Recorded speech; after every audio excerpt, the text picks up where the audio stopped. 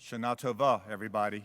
My name's Adam Gordon. I think many of you know me, but if you don't, I'm honored to be up here as president of Temple Emanu-El.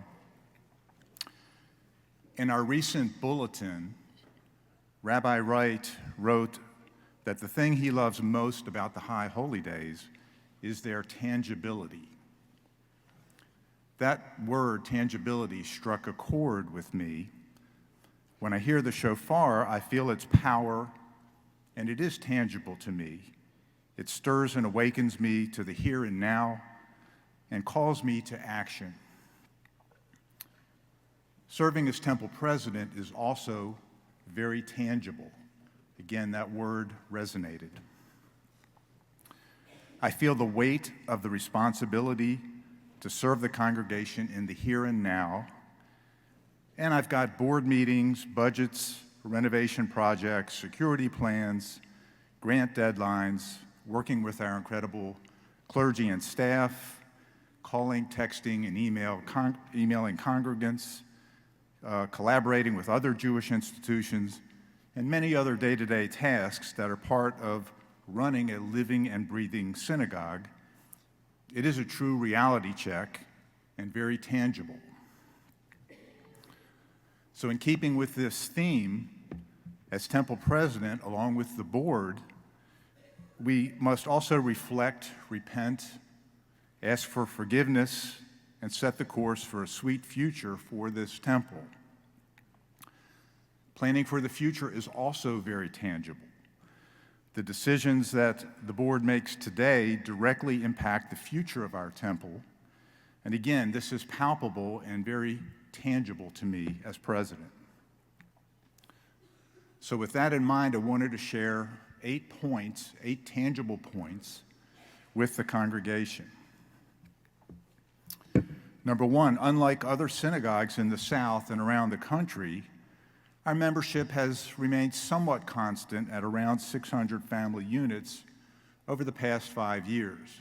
Now, as Rabbi Wright said a little earlier, we are seeing an increase. We are seeing a small increase of about 2.5% in membership over the past year, mostly from younger families, which is great. Point number two, a steady membership translates into a steady dues revenue for the temple. But the point here is that dues alone does not fully support the temple operations and the many activities and programs that make Temple Emanu-El so special. You'll see in my notes that dues basically provide about 50% of the revenue for our $2.3 million budget. We are incredibly fortunate to have a dedicated partner in the Rabbi Grafman Endowment Fund. And for the last 3 years, our endowment has provided nearly 40% of our revenue. The temple is the sole beneficiary of these funds, and it's rare for a synagogue our size to have an endowment of the size we have. Funds from the Grafman Endowment are used for temple operations and also support multiple programs that enrich temple life year after year. You'll hear in a few minutes from Nancy Gerdicke, president of the Endowment Fund, and you'll get a lot more information from her. I also want to thank the executive director of the Endowment Fund, Allison Berman, for recently educating the board, the temple board, on this incredible partnership.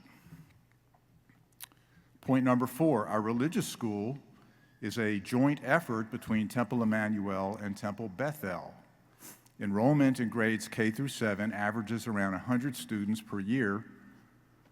Elizabeth Block, our Director of Education, along with Rabbi Henkin from Beth-El and Cantor Whitner, provide a high-quality, contemporary Jewish education that instills pride, joy, and insight into Jewish life and our connection to Israel and the people of Israel. The Kesher program is also a combined community program for teens in grades 8 through 12. Kesher has averaged 23 teens each year over the past few years, and this year the location changed to Temple Beth-El on Sunday mornings, and enrollment has increased to 35 teens, which is about a 50% increase. Our hardworking building committee, chaired by David Nelson, who I see over there, has several projects in the works, including moving our outdated audiovisual room into a larger space for greater functionality. The most exciting project, however, will take place right where we're sitting. As you know, our 100-year-old copper dome was replaced successfully last year, but the next phase is repairing and painting the interior of the dome in the sanctuary. Now, this is going to begin in mid-January, and while the sanctuary is closed, Hess Chapel, Abrams Hall, and Wheel Hall will be used for services and other events. If all goes according to plan, we'll celebrate the 2026 High Holy Days back in our newly refurbished sanctuary. So on behalf of the congregation, thank you, David, for all of your hard work in planning and managing this critically important project. Grants from the Alabama Historical Commission, as well as our Capital Improvement Fund, will help make these projects a reality. The Capital Improvement Fund exists specifically for these types of projects. And I'm grateful to our temple leaders who had the foresight and wisdom 25 years ago to create and contribute to this Capital Improvement Fund every year. Number 6, the temple successfully applied for and received multiple federal grants for structural improvements to improve the security of our building and the parking deck. These federal grants will provide close to $1 million when all the funds are received.